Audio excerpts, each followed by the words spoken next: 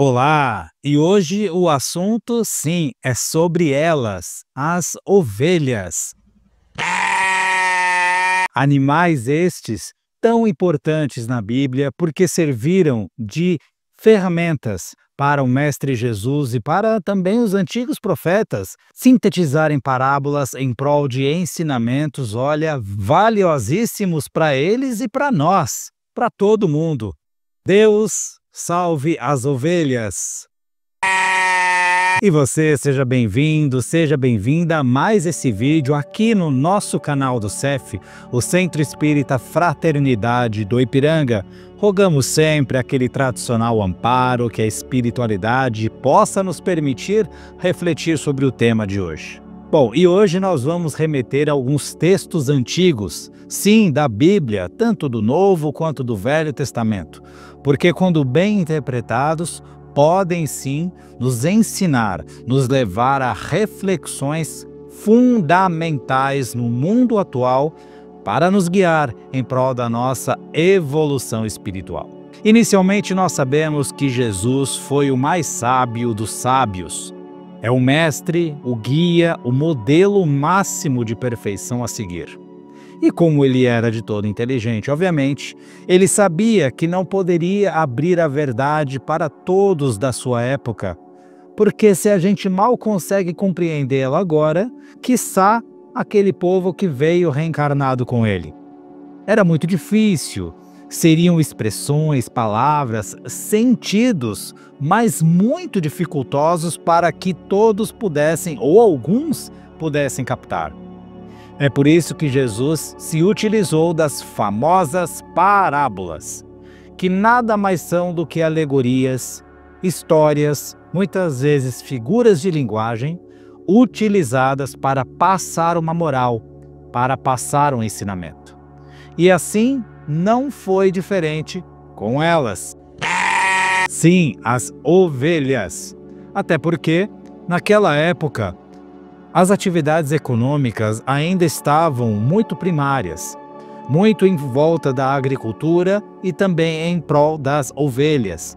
Haviam muitos rebanhos, consequentemente muitos pastores.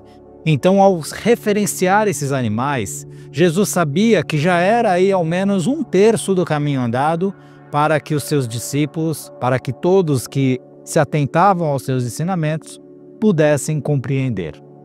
E aqui especificadamente nós vamos pegar 2 trechos bíblicos, um do Novo e outro do Velho, para entender a moral, para entender melhor a lição que está por trás dos ensinamentos de Jesus por meio deste animal.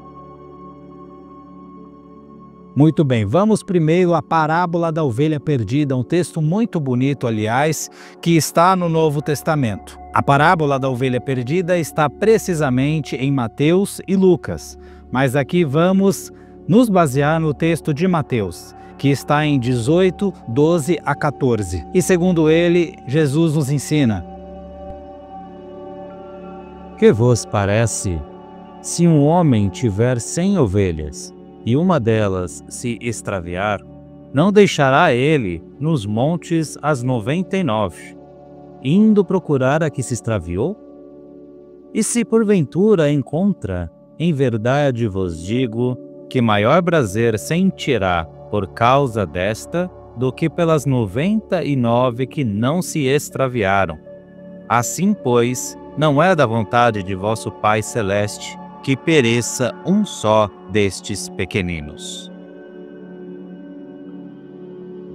Muito interessante essa parábola, em que Jesus se regozija, Deus se regozija mais na ovelha perdida do que naquelas que simplesmente não precisariam se arrepender porque não se perderam. Mas nos atentemos ao último trecho desta parábola, em que é dito de que nenhum deles, nenhuma das ovelhas se perderá. Absolutamente nenhuma. O ensinamento é bem claro e categórico.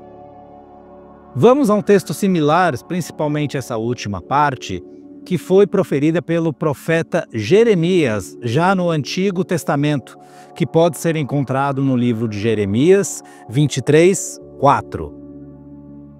e levantarei sobre elas pastores que as apacentem, e nunca mais temerão, nem se assombrarão, e nenhuma delas faltará, diz o Senhor. E aqui, Jeremias reafirma. Na verdade, Jeremias disse primeiro, né? Mas está alinhado ali com o ensinamento de Jesus, em que nenhuma ovelha se perderá. Poxa, legal, o texto é bonito, mas o que isso significa para o mundo atual, para nós hoje? Significa que nós deveremos louvar as ovelhas? Não, muito pelo contrário, pois isso até seria uma tarefa fácil de fazer. O que Jesus diz é aquilo que reafirmamos no início desse vídeo. Se utilizou de parábolas para passar os seus ensinamentos. As ovelhas ali, obviamente, é cada um de nós. Somos nós, criaturas divinas. Somos nós, seres humanos, e, consequentemente, todas as demais espécies, todas aquelas filhas do mesmo Pai. E nenhum de nós vai se perder. Isso significa exatamente o quê? Significa que por mais que nos nossos olhos físicos, mais do que a nossa percepção imediatista, mais do que o nosso senso de justiça, que quer a toda prova aplicar punições na vida atual, quer ver o malfeitor pagando pelo que fez já imediatamente, quer ver o mal pagando caro pelas suas atitudes, Jesus nos diz que nada nem ninguém se perderá do seu rebanho. É muito difícil realmente falar de justiça verdadeira, justiça palpável ao nosso mundo físico, quando nós vemos dia após dia pessoas que recaíram no erro, seja da corrupção, seja da criminalidade, ou sejam outros, aproveitando os seus dias como se nada tivesse acontecido. Vem me falar que não existe impunidade, seja no Brasil ou em qualquer lugar do mundo. É claro que existe. O mundo ainda é muito movido a dinheiro, interesses, políticas mesquinhas e imperfeições. E isso possibilita fatalmente de que a impunidade aconteça. De que aquele que cometeu um crime, aquele que atentou contra a vida de um ou de vários, siga ileso. Basta nós vermos aí a trajetória de ditadores que, com mãos de ferro, rigorosos, puniram povos inteiros, sentenciando até nações ao declínio econômico, social. E o que lhes aconteceu? Eles morreram, seja por idade, seja cometidos até por uma doença, mas algo que acontece tanto comigo quanto você, que não praticamos nem um pouquinho do que eles foram capazes de praticar. E onde está a justiça?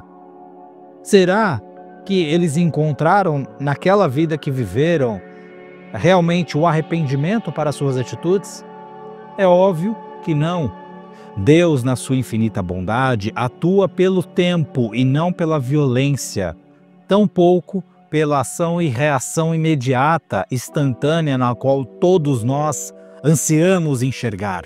Sendo assim, é por meio da reencarnação que aqueles que tiveram a oportunidade de fazer o bem e não o fizeram, arcarão integralmente com as suas devidas responsabilidades. É assim que Deus atua e é assim que Jesus nos ensinou. Então, por mais que uma ovelha pareça perdida, por mais que ela tenha cometido maldades, por mais que ela tenha agido de mau caratismo, de má educação, de índole ao mal, ainda assim ela irá se recuperar, se arrepender e também se juntará ao rebanho. Não importa quantas vidas leve, Deus dará a ela todas as condições de se arrepender verdadeira e profundamente, para que ela reencontre o rebanho. Feliz, como na parábola, das outras 99 ovelhas, que não precisaram dar esse trabalho todo ao seu pastor, e que não precisaram passar pela dor maior para se arrependerem. Entenderam a lição que o pastor proferiu, seguiram junto a ele e se cederam ao mal, buscaram ceder em intenções menores, em intensidade inferiores àqueles que praticaram o grande mal.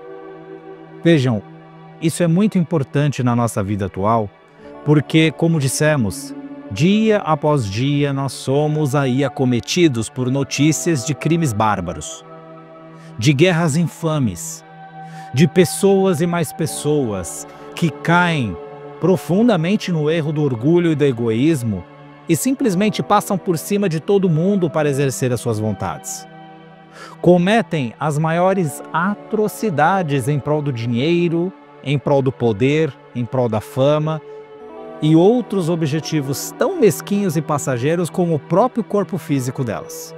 E por mais que na vida atual elas aparentemente possam sair ilesas e impunes das responsabilidades que angariaram para si, uma vida futura virá para que elas possam justamente assumir o mal que fizeram, remediar por meio das expiações a dor que causaram. E assim a vida segue. Ah, mas e aquele, André, que não quer reencarnar, porque o livre-arbítrio impera? Deus não respeitaria o desejo desses irmãos que preferem continuar no mal eternamente? Até poderia ser, mas Jesus e os Espíritos, no Livro dos Espíritos, deixa bem claro: o livre-arbítrio deve ser respeitado, mas o próprio Espírito, aquele que carrega tantas dívidas por atitudes tão perversas, ele se exaure do mal, ele se entedia, ele enjoa de ser mal. E vai chegar um momento fatídico em que ele procurará outra coisa, em que ele procurará agir de outra maneira, porque terá ele desgastado tanto a sua existência, se machucado tanto, que ele vai buscar um caminho diferente. E isso vale para todos nós. Chega um momento em que nós simplesmente enjoamos da dor, que nós nos desgastamos demais com o sofrimento, situações dolorosas, e aí é que o arrependimento verdadeiro cada vez mais se aproxima da gente. E é aí que cada vez mais nós buscamos agir diferente. E é aí que, pouco a pouco, nós mudamos para melhor. Então, através desses ensinamentos, levando em conta esses bichinhos tão simpáticos, Jesus nos ensina de que, por mais perverso que possa ser um homem, na qual se tem notícia, na qual nós acompanhamos, ou por mais perverso que nós mesmos possamos vir a ser, Deus, como único pastor, continua nos esperando. Jesus, como guia da humanidade, continua nos aguardando. E por mais que nós, ovelhas perdidas, possamos estar realmente desencontradas do caminho e do restante do rebanho, chegará o dia em que a Ele nos juntaremos novamente. E assim faremos a alegria de Jesus e de Deus. Mas não tenha dúvida que o maior felizardo neste reencontro será nós mesmos, porque só aí saberemos o tempo precioso que perdemos com atitudes mesquinhas, passageiras e cruéis. Podemos aqui assegurar que nenhum mal é praticado de forma tão intensa senão para o próprio autor daquele mal, porque é com aquela responsabilidade que ele arcará por muito mais tempo do que pensara e com uma complexidade muito maior do que pretendia. Mas por maior que seja a montanha ou esse percurso a trilhar, tal como as ovelhas perdidas, ao rebanho ele também há de chegar. Ninguém se perderá no rebanho de Deus, nosso Pai.